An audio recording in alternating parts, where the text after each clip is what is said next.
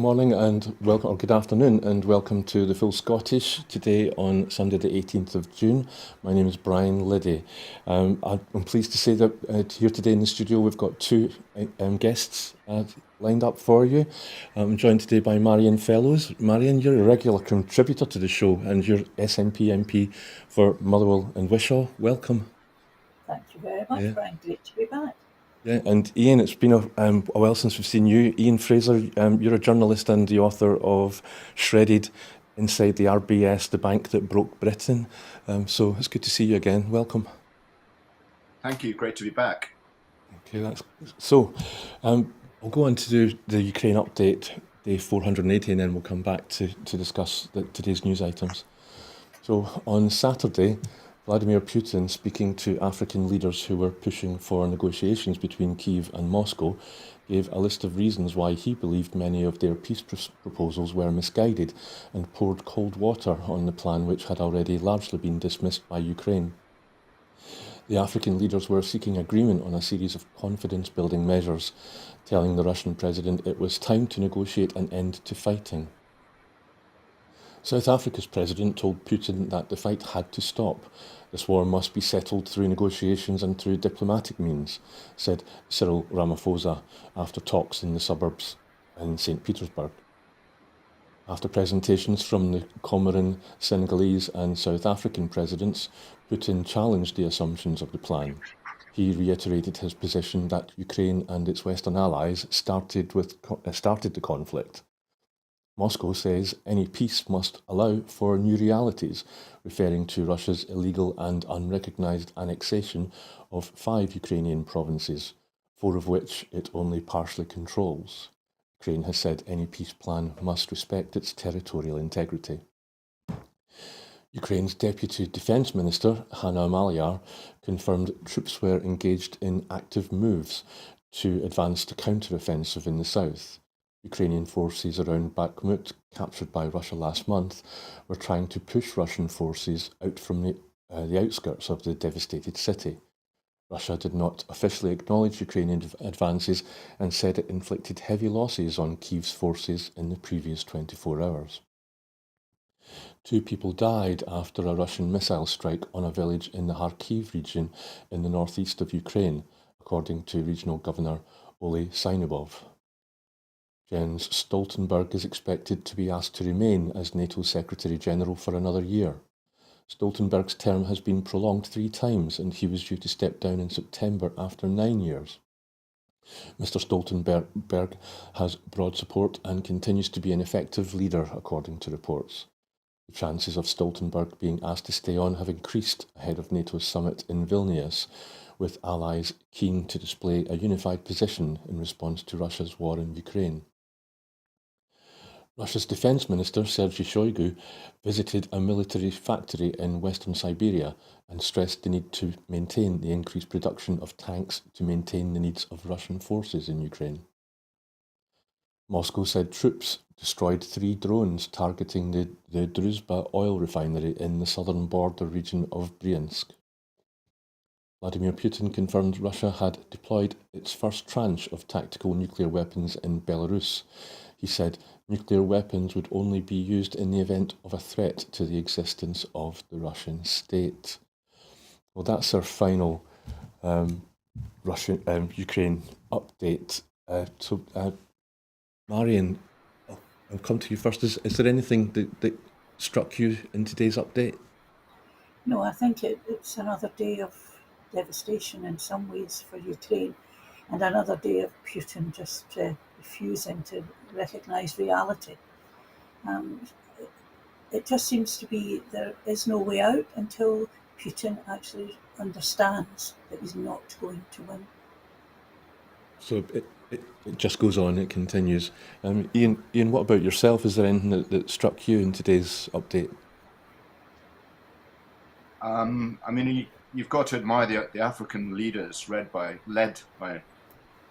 Ramaphosa for actually even trying to find some kind of peaceful solution to this crisis. But I don't think it was likely that it was ever going to succeed, given the entrenched position of the Vladimir Putin, and also the lack of interest in the Ukrainians in terms of ceding any territory. So it's a shame, but I think it was doomed to fail.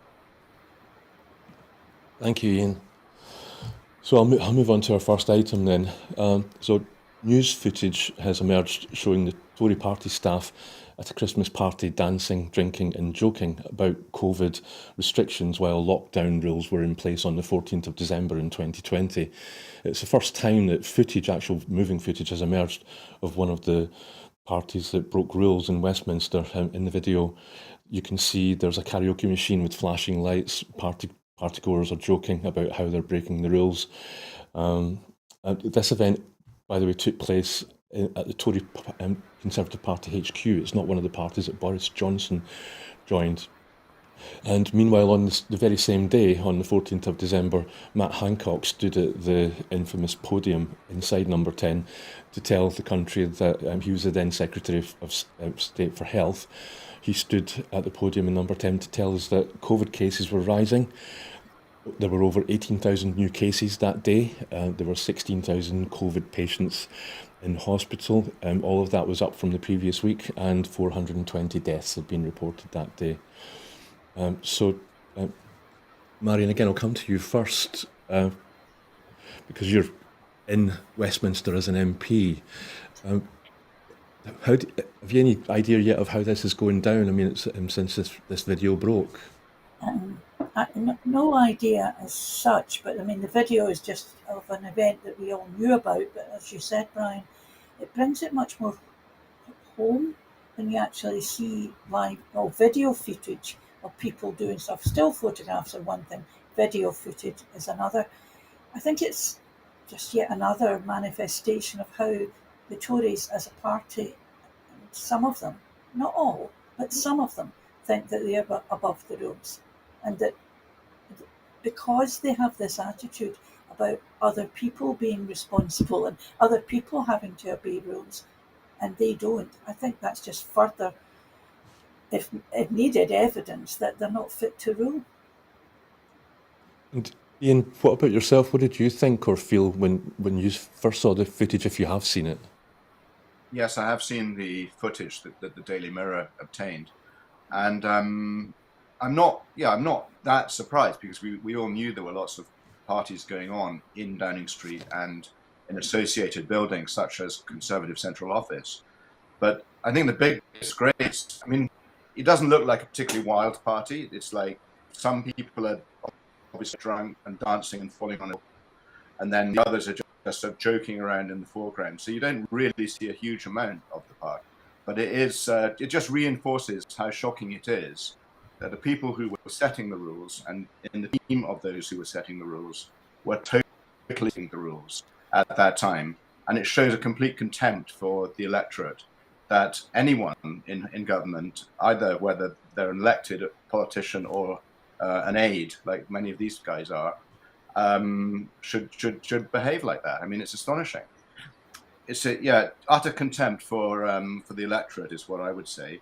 But I think what's even more shocking is that two of the people who were at that party, who are Ben Mallet and Sean Bailey, who was a wannabe mayor of London, and Ben Mallet was the aide to Sean Bailey, have now been given honours in Boris Johnson's lavender list. So you've got one Ben Mallet getting an OBE, supposedly getting an OBE, and Sean Bailey being made a life peer in Johnson's resignation honours. So this is something that Sunak should definitely not be, now that people have actually seen the video of what was going on at the party, at a time of stringent lockdown, surely Sunak has to prevent at least these two from being given their honours.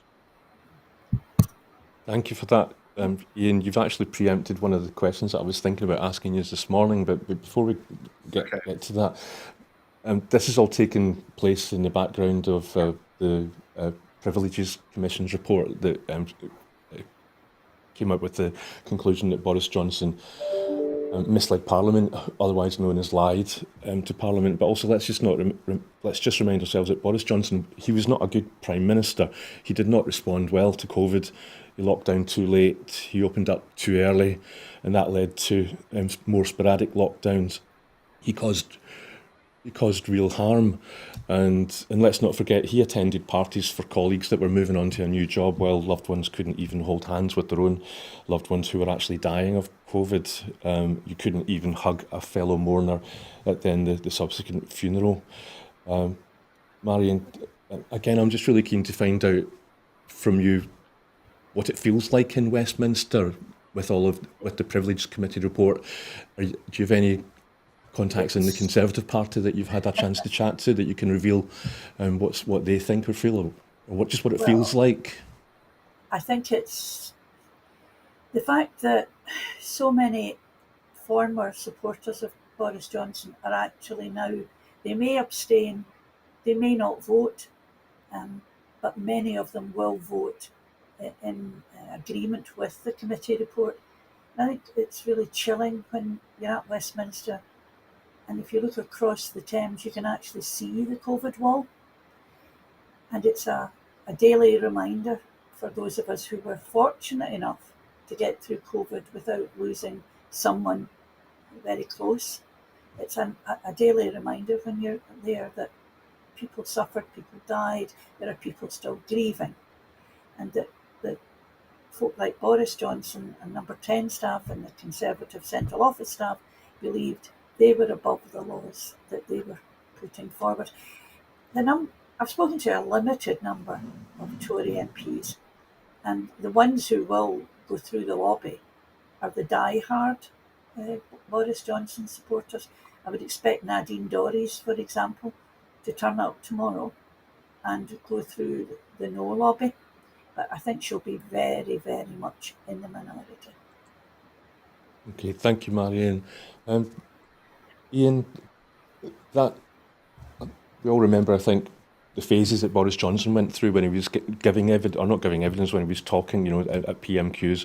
And at first he started out saying there were no parties, and then he would say if there were parties, they didn't break any rules, and then he went on to say, well, okay, there were parties, but he didn't realise that they were parties.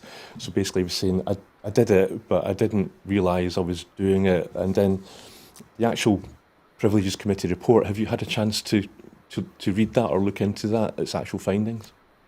Yes, I mean, it's utterly damning of Johnson, who basically lied and then covered up the lie with another lie, and then covered up the second lie with a third lie. And the idea that anyone with any self-respect would actually still be standing up for him and saying, oh, this is a witch hunt, or this is a biased committee, is incredible. I mean, they clearly actually haven't even read the Privileged Committee report. Yeah, clearly there were many parties in Downing Street and associated addresses, and clearly Johnson lied. I mean, it's self-evident. Even at the time, I think to anyone who was following it, it was self-evident that was the case. But the Privileges Committee has forensically examined that and basically shown that it's definitely the case. And the idea, yeah, I mean, he's an absolute disgrace. Brian, if I could just add, that in the report, the Privileges Committee laid out the number of opportunities Johnson was given to correct the record, both to Parliament and to the committee, and chose not to do so. And I think for me, that was the phrase that really leapt out. I didn't believe him the first time. I never believed his subsequent utterances. But when you see that in black and white in the committee report, he had no defence. He thought bluster, lying would get him through this, as it's got him through so many other previous mistakes that he's made and lies that he's told. Thanks, Marion. And I want to ask you about the SNP representative that's on the committee, Alan Dorans, but before I do, and maybe what he had to say, what insight he might have given you, there were 5 points at the top of the report, which I'll try and go through quickly here. So the report lists the times that Boris Johnson misled, otherwise lied to Parliament. The first one was when he said that the rules and guidance were followed completely at Number 10 at all times. When he said that, he mislied, he lied to Parliament.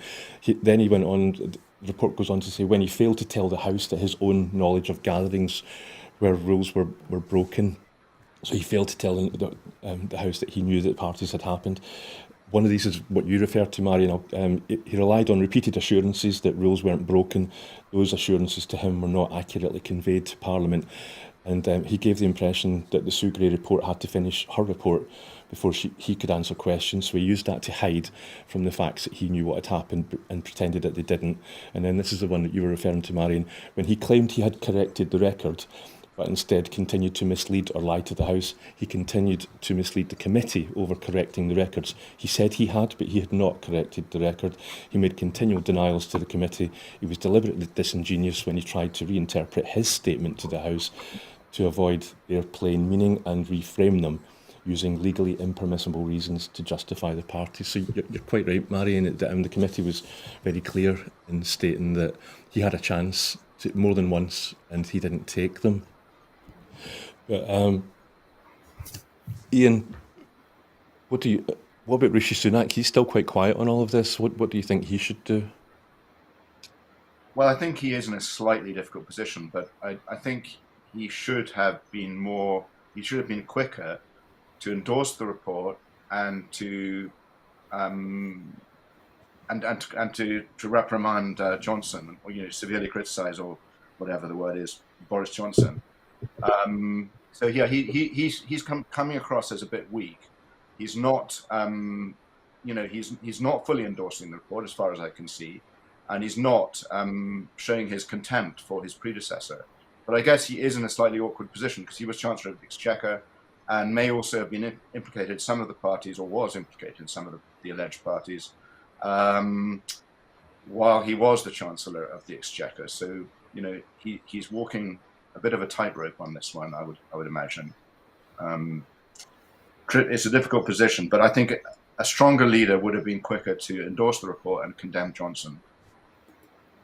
Thank you, Ian. And Marion, just going back to that question that I flagged up earlier, your colleague, the MP Alan Doran's SNP MP, he actually wanted Boris Johnson to be expelled from the House of Commons, which would have been a far more serious sanction than the one that the committee actually recommended, which was just to have his day pass taken away from him. Can you tell us more? Has Alan had anything to say about his experience on the committee and what it was like on the inside? No, not to me, certainly. But if you know Alan, certainly nothing. Alan is a man who, of great integrity, can I say, in the first instance, a retired police officer, investigator, and I think he was a great help to the committee because of his forensic ability to dissect what was being done and the hunt for evidence. Alan, I think, just like most of us, felt complete revulsion. Now, the committee said 90 days, 90 days expulsion from the House, which meant effectively a recall petition. I think it's not the worst thing that the committee could have done, but they're actually now, I think, looking at what the reaction of Boris Johnson is to the report, and they may well issue something else in the coming week. It's only possible that they can't impose anything as Boris Johnson resigned, but that was the recommendation that he saw, I think, that caused him to resign.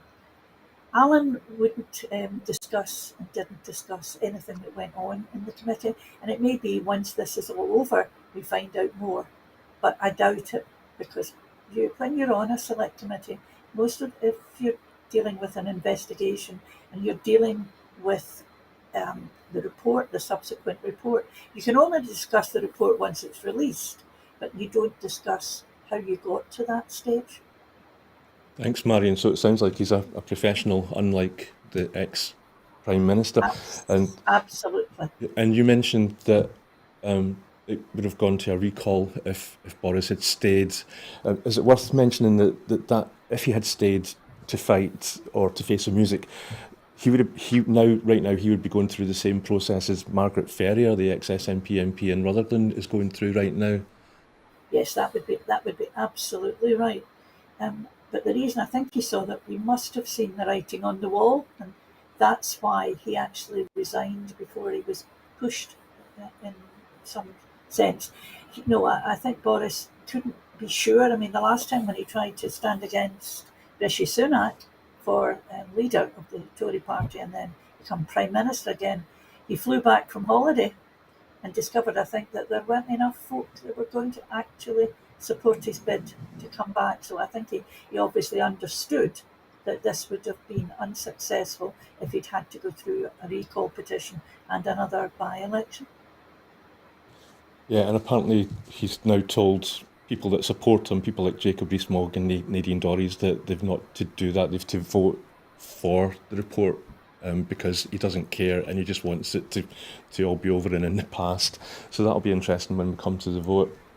But I think it's maybe time that I should move on to the next item. So according to the United Nations, the UNHCR, the total number of refugees worldwide rose by the end of 2022 by a record 35%. That's 8.9 million people.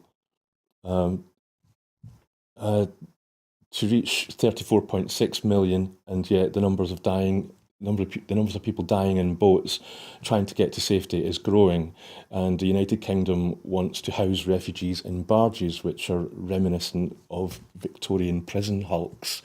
I've got a tweet here from Care for Calais, which they give some astronomically eye-watering numbers in relation to this. They say that there's 1 billion, that's billion, not 1 million, 1,593,535,200 people.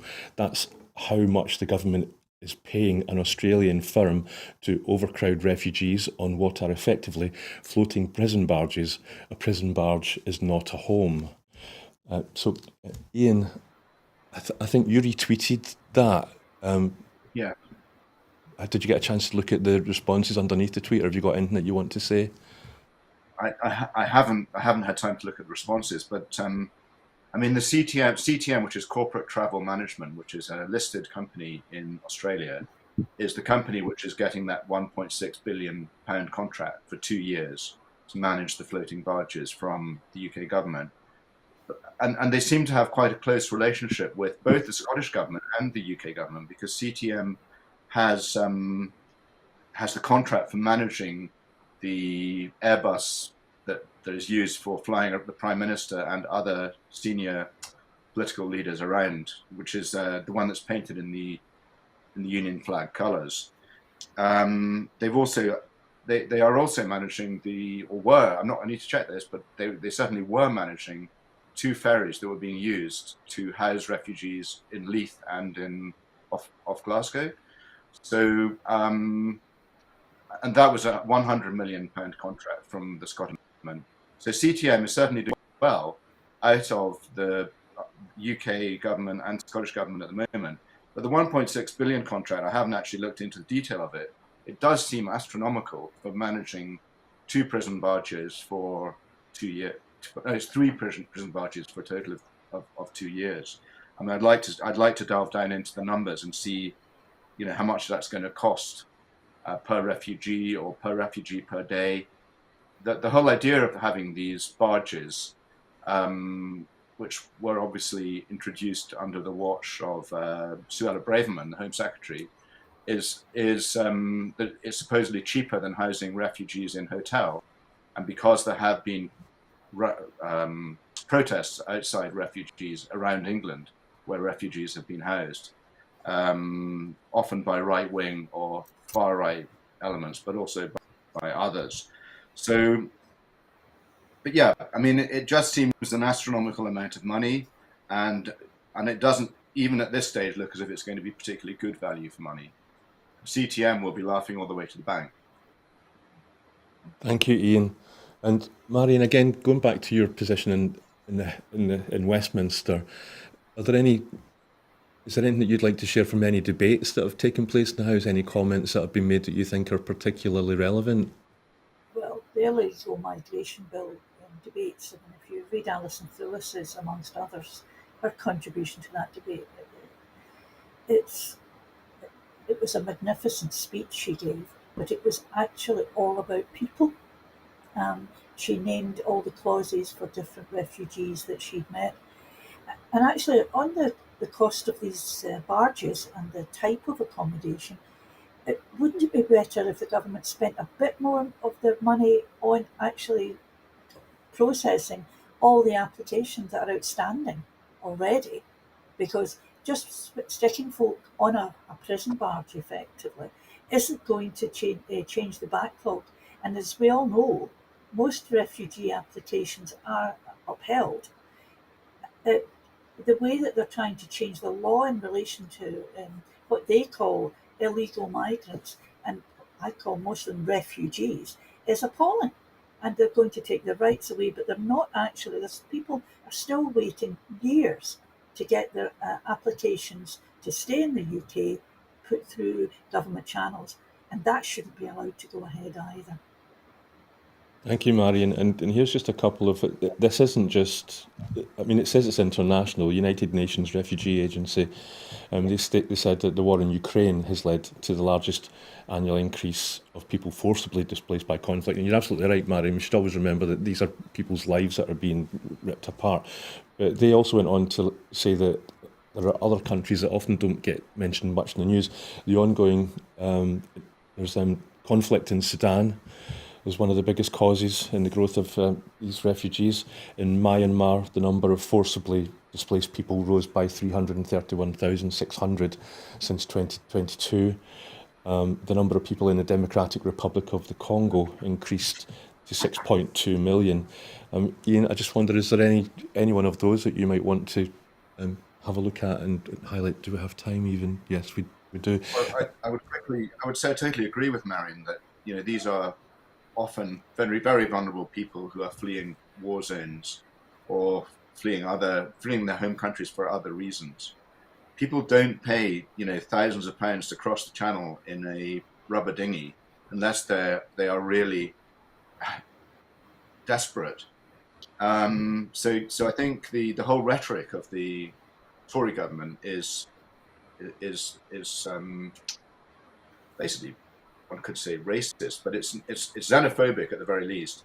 And I think one of the reasons why Suella Braverman wants these barges is for a similar reason to that, to the reason she wants her Rwanda policy, which is that it's a deterrent. So if it gets out, to other people who are seeking asylum or refuge in the UK, that they are at risk of being locked up in one of these prison barges, then Suella Braverman probably think, oh, that's great. They're not going to risk coming anymore.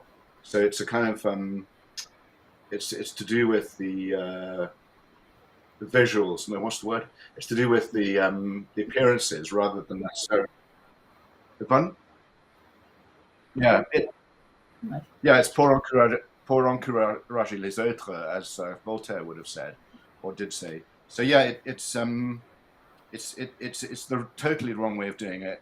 And I think what Marion said is also quite right. They need to invest more in processing of the refugees, so that the majority of whom migrants, refugees, and asylum seekers, because the majority of them are proven to have viable claims.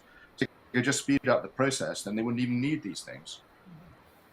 If they also created more safe and legal routes for people to access the UK, then that would work as well. Look what they've done. There's still people in Afghanistan who can't get to the UK because they basically took up the drawbridge and said, well, we'll try and organise something else, but you'll have to get out of Afghanistan, go somewhere else and apply. And that just isn't viable. So people will escape Afghanistan and make their way through with various routes and then get on a rubber dinghy in desperation to try and get away from what is a way of life that is not sustainable in Afghanistan anymore. These are people who worked for the UK, some of them, and it's an appalling breach of rights, but breach of duty, in fact, for the UK government to absolutely not get more safe and legal routes into the UK for people that have actually helped us in the past. Yeah, it seems incredible that the UK government at Westminster is almost actively engineering these kinds of scenarios. So we better move on to the next item. So the Scottish National Party have called for a parliamentary inquiry into the impact of Brexit on the UK cost of living. The SNP demanded that a parliamentary inquiry into the soaring cost should be handled in an opposition. It was handled in an opposition day debate at Westminster last Wednesday, just passed. The SNP planned to push for a vote on the motion and urged the Labour Party to follow suit in the SNP's opposition to the UK government's handling of Brexit. This comes as analysis from the London School of Economics revealed that Brexit had added £6 billion to UK food bills, leaving households £210 worse off on average. The Office for Budget Responsibilities, the OBR, has also forecast a 4% hit to the UK GDP and a 15% hit to the UK trade from Brexit. Dr Philippa Whitford, SNP MP, said that people are paying an unacceptable price for Westminster failure and said that Brexit has been an unmitigated disaster for the UK economy, costing us billions and sending the cost of living soaring, yet the Tories and pro-Brexit Labour Party are guilty of a conspiracy of silence over its devastating impact. Marion, you were actually in the chamber for that debate, weren't you? Yeah, and I would recommend... Yeah, I would recommend it. Just that people check out your Twitter feed because you've got a clip of your contribution, which is well worth seeing. But yeah, over to you. Tell us more. I think what the thrust of the debate was to try and set up this cost of living committee, and it was turned. It obviously failed. Labour abstained, as they often do, in any good idea that SNP members bring forward. Now, at the end of the day, I think the biggest thing, and what I said in my speech, is that this Tory government does not recognise how real people live. They have no notion of what it is to suffer and to try and eke a living, and people losing their jobs end up at food banks. All of that is still true. But what's really, really worrying for me is that Labour are terrified, absolutely terrified, to say anything that's bad about Brexit. Keir Starmer has some weird idea that we're going to be nicer to Europe and everything will be fine. They won't admit that what they did was wrong because they are scared they lose the votes of Middle England. And without Middle England voting for them, they have no chance of becoming the next UK government. So we were up against a double whammy. The fact that I think there was only 2 Labour MPs chose to speak in that debate was appalling. The fact that I think there was only 1 Tory backbencher who spoke in that debate was appalling. It's as though they really just don't care. They've no solution. They don't want to work together in a committee to try and come up with recommendations to put to the government. And that's an absolute disgrace. Absolute disgrace. Thank you, Marion. And that was one of the things that struck me during that debate was the sparse attendance at the chamber. Didn't one Tory MP, I think he might even have been a minister, try to stop the SNP, tried to put them down by saying that you were just stifling debate, and yet there was hardly anybody except the SNP in the chamber to actually to produce a debate. Yes, and I think the real difficulty and the real issue is that there was one, the Labour MP Ian Murray from Edinburgh. He was actually, although he agreed with all of the ideas that we were putting forward, could not get his colleagues at all to go through the lobbies and try to get some sort of resolution and agree with the cost of living committee that we're really desperately needing in the House of Commons at the moment. Thanks, Marion. Marion. Absolutely. I was just going to, what would you like to say, Ian? Well, can you just can you say what the motion was on that debate? I mean, it was basically, it was the effect on the cost of living of Brexit. But then there was, I mean, I'd have to go back to, it was quite a long motion, Yeah. and but it was actually, and there was a number of MPs to set up this committee, which would be unusual, not the normal 11, but people from different committees already in existence, and a good, obviously, it would be like an SNP chair, but people from Welsh Committee, Scottish Affairs Committee, DWP, all of those big committees to be able to sit, because that's what happens in Westminster. Things are siloed. So you have one committee that looks narrowly at their own remit, and there isn't a lot of cross reference to what's actually going on. They pick they'll do maybe run 3 or 4 different investigations for reports at a time, but they're actually just focusing on their own area. Um, in a What's needed nugget, here is across the piece of work to really look at cost of living and what we could actually do to help things along. yeah, in a nugget, Ian, to help you out, I've got here that the SNP's motion called for the creation of a new cost of living committee. And as Marion was saying, it was going to be cross-party, but it was rejected by 43 votes to 260. That's a majority of 217. But Ian, yeah, what would you like to say? You haven't had much of a chance to contribute yet. Well, I mean, there's absolutely no doubt that Brexit has been, a monumental act of self-harm for the UK, and is a huge factor in the reason we have higher inflation here than most continental European countries. But there are obviously other factors at play, which include rising energy costs, the kind of supply chain disruptions that we had because of COVID, other things that are related to the aftermath of the COVID pandemic, and et cetera, et cetera. So yeah, we do have incredibly high inflation, and the cost of living crisis continues. And the food inflation in particular is much higher than the CPI inflation. So CPI inflation has actually fallen to 8.7% in the 12 months to April, which was down from 10.1% in the 12 months to March. So that is a vague positive. The Bank of England, whether you trust it or not, is expecting inflation to have fallen to 5% by the end of this year, by December 2023. And the Bank of England that it will meet its 2% target for inflation by late 2024. So obviously it believes that its policy of hiking interest rates from 0.1 in 2020 to 4.5 in May is actually going to help push inflation back down. But others are, such as Danny Blanchflower, who is a professor in a US university, professor of economics in a university in the States, but he's British, is less optimistic that the Bank of England's medicine is going to work. Thanks, Ian. I would thoroughly recommend any viewers to check out Marion, your contribution to that debate. So you gave quite a lot of economic figures, just as Ian did there just now.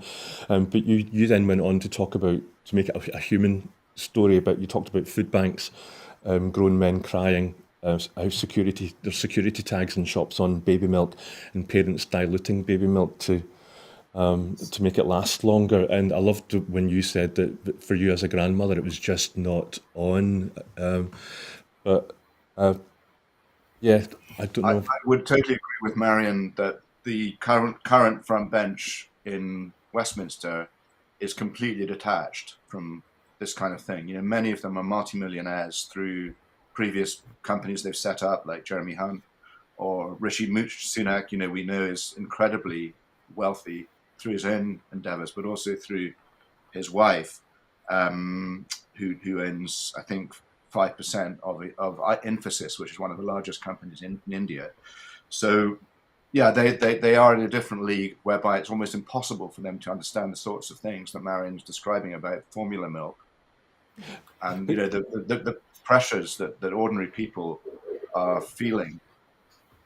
Yeah, but you were also right. You mentioned the importance of Brexit, and Dr. Philippa Whitford, who opened the debate, she stressed that Brexit was being ignored, and although there were hardly anybody else from the other parties in the chamber, all through that, MPs from all the parties poo-pooed that notion that Brexit was a major factor. I suppose that's maybe. I think there are many economists who would dispute that. Many leading economists and establishment economists, who would say Brexit has been a massive contributing factor. So, they're in denial if they're pretending otherwise. Yeah, absolutely. And I'm not an economist, and even I can see it. Marion. I think the fact that, yes, some inflation, CPI is going down, but that food inflation is the one that affects most people, and mortgages, of course, but food inflation for a start, it's the one that affects the most vulnerable in society, and that's still at 19%. And there's no real way. And when experts say, oh, inflation is coming down, all that actually means is that prices are not rising as quickly, but prices are still going up. And that's, on top of the inflation we've already seen, it's causing grave problems. And the other issue, of course, is mortgage rates. And there's a whole new swathe of people who are going to be affected by cost of living. But mortgage payments going up by 300, 400, 500, 600 pounds a month. And also rents going up by the same amount. So where people have not perhaps been as affected, everyone's been affected, but not impacted on to the same extent as the most vulnerable and the poorest, that is moving into and the cost of living crisis is moving into more middle class households. And that's another huge threat to this UK government, because they have to really get a grip on it. And it will be interesting, I think, going forward to see what they do about mortgage increases. And because although they've done some things on energy, not enough, in my own opinion and that of many other folk, I think it's really important to see what they'll do about more middle class people who may have more access to UK government ministers than folk in Scotland have. Yes, and I think you're right. And rent caps for the rental sector is hugely important. But we've kind of run out of time. I have to move on to the next item, I'm afraid. So, get my notes. Tomorrow, the First Minister will launch a new Scottish Government paper on the constitution of an independent Scotland, and this comes ahead of the SNP holding its independence conference in Dundee next Saturday, which, by the way, Broadcasting Scotland, we plan to be there to cover that live if you'd like to tune in then. But the question is, if the SNP lose seats at a Westminster election and are not in government in Scotland, in Holyrood, what are the consequences for the wider independence movement? And I've got a press release from the SNP that I would just like to move on to, which says the First Minister will launch the fourth paper on building a new Scotland tomorrow. Its focus will be a written constitution for Scotland. And Scotland's Constitution Secretary Angus Robertson said the UK's constitutional arrangements threaten key Scottish values and fundamental rights. Earlier this week, they'll be publishing a paper outlining 9 occasions to date when the UK government has used Westminster sovereignty to undermine the Scottish Parliament without consent. Mr Robinson pointed out the erosion of the Human Rights Act as another fundamental pillar of Scottish society that is under attack by the UK government, and he went on to brand the UK a constitutional outlier for the lack of a written constitution that is commonplace in most modern democracies and in all EU member states. Marion, I'm sorry, I feel compelled to come to you again for the first time because you're in Westminster and you've got colleagues in Holyrood. What would you like to say? Well, I will be at the convention next week. It's, and I think it's important that we talk about independence because, interestingly enough, independence polls are showing that the independence vote is holding. Perhaps not, the SNP vote isn't at the moment, but as many others have said before, a week is a long time in politics. And if we're not going to have an election to next year, we have no idea where any party will be this time next year. So moving that aside, I think it is important. And one of the things that is always thrown at SNP MPs at Westminster, no matter what you're talking about, is all you want to talk about is independence, which isn't true, but your answer to everything is independence. Well, with independence, we could actually do far more with the tools that we would have that we don't have at present to actually improve things. It's always been a source of great difficulty that what the Scottish Government does at the moment is mitigate the worst of Westminster's terrible laws, and there things like we're still doing mitigation for things like the bedroom tax. We do mitigation for the cap and the two-child cap. We mitigate as much as possible, but there is nothing that we can do with only a small part of the tax system devolved to Scotland. So I think it's perfectly acceptable and right that we should keep talking about independence, and it won't just be SNP folk at this convention, or it will actually, we're inviting independent supporting people to come and speak to us. So it was also promised before, and the change of leadership shouldn't actually negate the whole promise that was made that we would get a chance as a party to talk about independence and how we see independence being achievable over the next period. Thank you, Marion. Ian, what do you think about the idea of a written constitution in an independent Scotland? I would certainly favour that. I think it would any or any sort of mature liberal democracy or democracy needs a written constitution. Obviously, the UK doesn't, which is possibly one of the problems with the UK as it currently stands. I think that keeping the desire for independence front and foremost is probably a good idea, because that's, after all, what the SNP believes in. It's one of its core missions is to deliver independence for Scotland. But it's been a bit of a bumpy few months. With the resignation of Nicola Sturgeon, with the arrest of 3 senior party officials, which I know we're not necessarily going into detail on, and with a new leader who's perhaps only just finding his feet, in Humza Yousaf. I think it's maybe not perfect timing, but I think the most important thing to do is to establish how Scotland can thrive as an independent nation from an economic perspective. And I think that is something which needs to be worked on, because I don't think that Andrew Wilson's Sustainable Growth Commission is necessarily the right answer. Thank you, Ian. I'm just wondering, Marion, do you think the fact that the UK doesn't have a written constitution is maybe one of the reasons why the country's in the mess it's in just now? Well, I think the fact that if there isn't a written constitution, then everything has to go to the court. At the moment now, the Supreme Court of the United Kingdom. And I think even that ties back to the Scotland Act and all the different things that we've come up against recently with the Scottish Parliament actually voting, bringing in laws that the UK government can suddenly say, no, we're not having that, and pick us off to the Supreme Court or to ask for a review of something. And I think that a written constitution, everyone knows where they stand. Everyone knows what the rules are.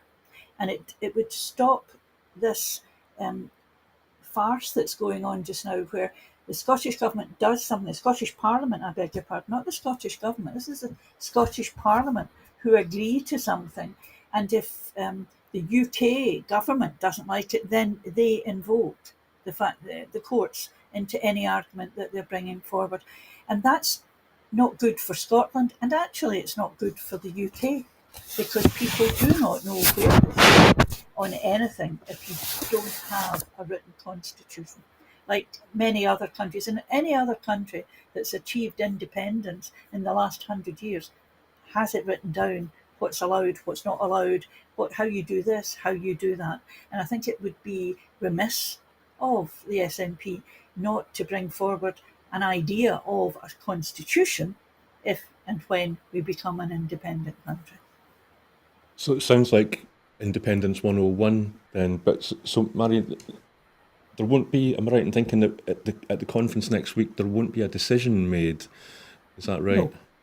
No, it's, and I think that's probably a useful thing because the decision-making body of the SNP is National Conference, and that's not till October. Okay, thank you. Ian, there's a press release has come out, which is it's actually about the UK government's expected to table a bill banning banning boycotts of Israeli goods. Michael Gove has said that this is going to be imposing boycotts. It seems that councils have been boycotting Israeli goods, and the government wants to stop that. They said that the boycott of goods from Israel leads to appalling anti-Semitic rhetoric and abuse. So it seems that on the face of it, a good idea, and that the UK must have a consistent approach to foreign policy set by the UK government. But that kind of, like, to me, that sounds a bit similar to recent statements by the government to say that Holyrood shouldn't be allowed to discuss anything that's not devolved when they're abroad speaking to diplomats. Is it kind of like I don't know, what do you think? Is it connected? Yes, well, I think BDS movement, the BDS movement is in some ways, perfectly legitimate, but there is a risk that area councils, for example, which endorse that, are perceived as being anti-Semitic by Israel. Because when I was in Israel in, I think, I can't remember, it was the mid-20s, and I was on a press trip, and someone was raising this issue of BDS, which is boycott, divest, and sanction, and whether this was a threat to Israeli business going forward. And the Israeli minister who was at the dinner that I was attending immediately stood up and said it was just a blatantly anti-Semitic movement, that anyone who was even talking about BDS was blatantly anti-Semitic. And actually at the time I found that quite disturbing because, just because you may criticize the foreign policy of another country does not necessarily mean you are in any way hating it's the people who live in that country. Or so yeah, it's a sensitive area, but I can't. If Westminster believes in devolution, which it clearly does, because it's pushing for these mayors around various parts of England, and they're introducing mayors in various regions of England, then it can't necessarily, have this instinctive knee-jerk reaction immediately clip of those devolved areas or devolved assemblies, governments, or mayoralities, whatever you call them. So there's a conflict there in the way that Westminster behaves, and certainly you see that with its attitude towards the Scottish government over things like gender reform or over DRS. That's positive. Where they will jump in and say, "Oh, you can't do this," even though it's been voted on by the devolved government. So I think they're basically full of contradictions. Over BDS itself, I mean, I personally don't endorse it, but I think if a region chooses to boycott Israeli manufactured goods, that's up to that region to choose to do so, and the Westminster government shouldn't be able to overrule it. Thanks, Ian. And Marion, just quickly, just again, your view from Westminster is valued. I'm assuming you've met Michael Gove. Do you think this is an example of his government tightening the vice on areas that maybe they should be allowing more devolution? Now, funnily enough, I've never met Michael Gove. I've shouted at him a few times and I've seen him across the chamber, but I've never actually had a conversation with him. I think this government, and as Ian says, they want to interfere in everything. And they believe in some form of devolution, but only the kind of devolution they approve of. And that's really dangerous. And it's back to the Human Rights Act, trying to monitor rights that people have. They can only have the rights that suit them. Yeah, They can't have. they can't have wide-ranging rights. And it's a very dangerous policy. It's very, very right-wing. And I think they're going to fall foul of themselves fairly soon, because there are a huge number of Tory politicians who actually believe in human rights and who actually believe in the right to protest and all the other things that this UK Tory government's actually clamping down on in their move to try and pacify the right-wing backbenchers who they think may try to bring down Mr Sunak's government before the next election. Okay, thank you, Marion. So I'll move on to the final item, which this is one of the few occasions when here at Broadcasting Scotland we maybe mimic the mainstream news, because we're going to finish on the football. Where's my notes on that? So last night Scotland beat Norway in the FIFA World Cup qualifiers. This was an unexpected win, apparently, and this follows on from a similar win when Scotland unexpectedly beat the current World Cup winners, Spain. So during the actual match, I didn't watch it because I don't know anything about football at all, but apparently Norway was in the lead right until Scotland was down 1-0, right until the final few minutes of the game, and then Scotland scored 2 quick goals in succession. So maybe Scotland's football team isn't as bad as people have assumed after all. Marion, Ian, are either of you big football fans that can help me out here? Well, I'm a Scotland supporter. My first real support of Scotland went right back to the World Cup in West Germany, and those of you who can do arithmetic will find out I'm really a lot older than I look. But I'm also the mother of Willie Ormond. Yes, I remember the days of Willie Ormond. And actually, I think I didn't see the game last night, and I'm really annoyed. But I had a previous engagement, as we politicians say. I had agreed to go somewhere, and I couldn't watch it. And I would have found a way to get there, but I just would, after years of experience of watching Scotland, I would just caution patience, and caution, if I can use that phrase. We've been here before. We are a good team this time, and we play like a team. We work together as a team, and we're doing really well. But I think keep the heat is probably the best advice I can give to Scotland fans, and I'm really, really happy, should I say. I'm not trying to do away with anyone's delight in this result, because it's fantastic. But keep the heat, because we've a long way to go. Okay, one stage at a time. Ian, did you watch the match? I'm sorry to say I didn't, but it's a fantastic achievement, and I hope it sets the agenda for future of Euro 2024 and the World Cup. But as Marion says, we shouldn't get ahead of ourselves, as we may have done in, was it 77? 78.